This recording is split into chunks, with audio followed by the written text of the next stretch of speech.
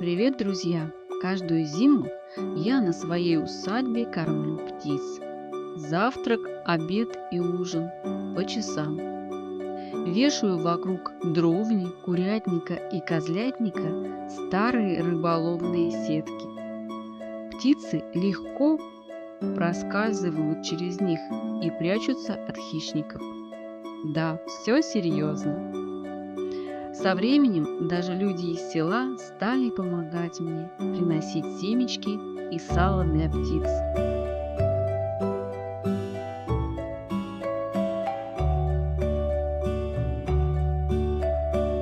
Для того, чтобы не летать далеко на ночлег, особенно когда минус 35, я делаю вот такие домики для них. Переходите по ссылке и тоже делайте такие домики для птиц и кормите их.